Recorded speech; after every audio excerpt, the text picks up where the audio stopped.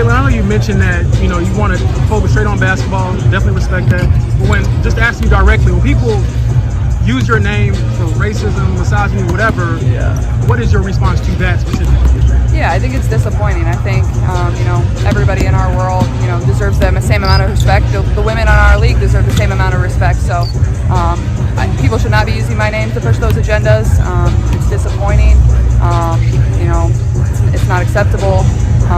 But yeah, I mean, this league is a league I grew up admiring and wanting to be a part of. Like, some of the women in this league were my biggest idols and role models growing up and helped me want to achieve this moment right here that I get to play in every single night. So just treating every single woman in this league with the same amount of respect, I think is just a basic human thing that everybody should do. Like, just be a kind person and treat them, how you would want to be treated. And I think it's, very simple.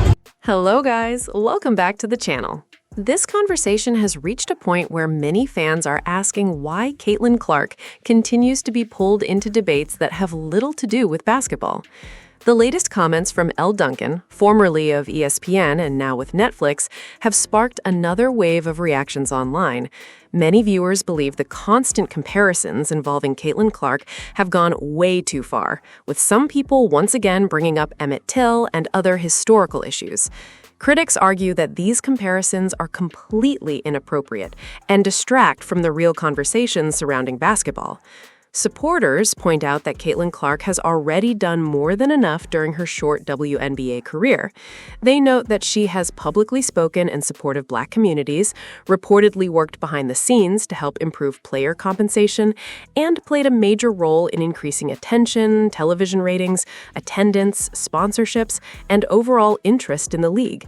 Many fans believe her impact has helped create more opportunities for everyone involved.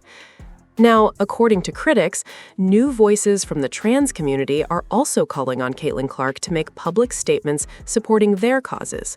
Many fans are responding by saying enough is enough. They argue that Caitlin Clark should not be expected to comment on every political or social issue simply because she is the league's biggest star. Instead, they believe she should be allowed to focus on basketball, continue developing her game, and inspire young boys and girls who dream of playing the sport. Whether people agree or disagree, the debate surrounding Elle Duncan's comments has only intensified. Many fans believe it's time to stop demanding more from Caitlin Clark and simply let her do what she does best, play basketball. Let's listen. Love for it to be very clear to the people who think they are her fans but are using her, if she would say, stop that shit, I don't want it, I'm tired of it. As opposed to what we've seen, which is the media makes up these narratives. The media makes up this discourse. That's not true. The media highlights the stories and they show it, but at the same time, like, the media did not make up that members of Congress are trying to get literal government intervention into whether you get fouled too hard. Like, this stuff has to stop. It's not going anywhere. So unfortunately, we're now trying to put the toothpaste back in the tube. And I don't think there's an easy solution to it. I really don't. And I don't have all the answers. I certainly don't. I just know that whatever's happening right now is not working. And I would love for Caitlin's team to go back to the drawing board and say, again, as much as we would love to live in a world where you get to just play basketball and be a great person and a great leader, and she's all of those things. As much as we would love for you to be able to just focus on that, just like the players against her would love to be able to not wonder if they hard foul her, whether they're going to be called names or have death threats against them. We would love that to be your reality. It's unfortunately not your reality right now. So let's try to figure out how we can get you to that reality where you get to just focus on this. How do we put this to bed? And like that, I think, is the solution that everyone can live with. How do we get together and put this to bed so that you can focus on the fact that the Fever are surging right now? Caitlin had a 45-point game that, like, despite her load management, she's playing so well. Like, how do we get back to Aaliyah Boston shooting threes all of a sudden? How do we get back to that?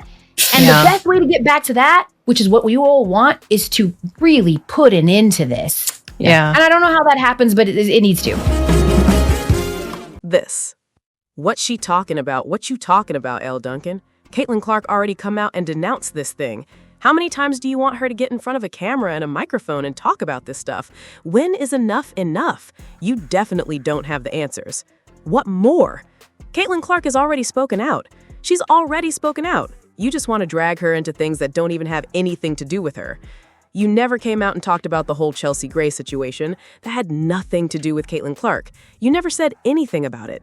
It was made to seem like that was Caitlin Clark and Caitlin Clark's racist fans. But that guy was a bettor in Texas who wasn't even a Caitlin Clark fan. It had nothing to do with her. It was a betting situation, and he was pissed off that Chelsea Gray lost his bet.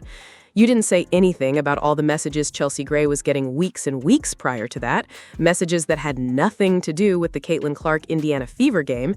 You said nothing, Elle Duncan, when Tiffany Hayes was online inciting African-American, black people to physically harm Caitlin Clark off the floor. You said nothing. You said nothing. A Caitlin Clark fan was just spit on. A Caitlin Clark Indiana Fever fan had someone spit in their face because she's a Caitlin Clark fan. She didn't violate anybody. She didn't do anything. Are you going to talk about that? Are you going to talk about the Seattle Storm owner? Are you going to talk about that? No. She is focused on that. Y'all are not focused on that. Y'all are the ones who refuse to talk about basketball. The girl's averaging 31 and 8 over the last 4 games. Y'all don't talk about it because you don't want to, because you don't like her. When she's not playing well, all of a sudden, that's when y'all learn how to talk about basketball again. When she's playing well, y'all want to talk about, oh, she taunted a player. She got a technical foul, her and Stephanie White. Oh, she's racist. Oh, her fan said this on Twitter. Y'all, Caitlin Clark is focused on basketball. She's ballin'. You guys aren't focused on it because you don't want to be. This is what you want to focus on, Elle Duncan. Elle Duncan's response, and it's safe to say the reaction online has been intense. Many fans believe the conversation has moved far away from basketball and turned into another debate centered entirely around Caitlin Clark. Critics argue that Elle Duncan continues to assume Caitlin Clark's supporters are motivated by cultural or racial reasons instead of recognizing what many fans actually see, a generational basketball talent whose performances have attracted millions of new viewers to the sport. A lot of people point out that this isn't a new discussion.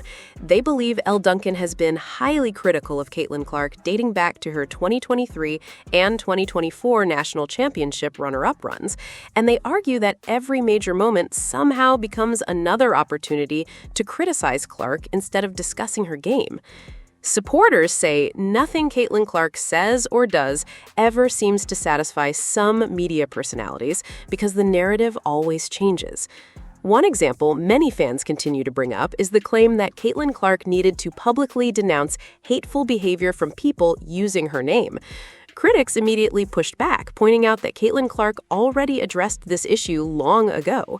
In June 2024, she clearly stated that people should not use her name to promote hateful agendas and said that behavior was disappointing and unacceptable. Then again, in July 2026, she repeated that harassment and hate have no place in sports. On top of that, supporters remind everyone that she has previously spoken about the importance of the league's black talent and has supported efforts to improve opportunities for players. To many fans, she's already spoken more than enough, and continuing to demand additional statements serves no real purpose. Meanwhile, those same fans question why other controversies receive little attention. They ask why Tiffany Hayes allegedly encouraging black people to physically harm Caitlin Clark off the floor wasn't discussed with the same intensity. They ask why the incident involving a Seattle Storm fan allegedly spitting on a Caitlin Clark fan didn't generate similar outrage. They also wonder why Caitlin Clark's recent stretch of averaging 31 points and 8 assists over her last 4 games hasn't dominated the headlines the way off-court controversies have. From their perspective, the biggest frustration is simple. Every time Caitlin Clark dominates on the court, the conversation shifts away from basketball and back toward controversy.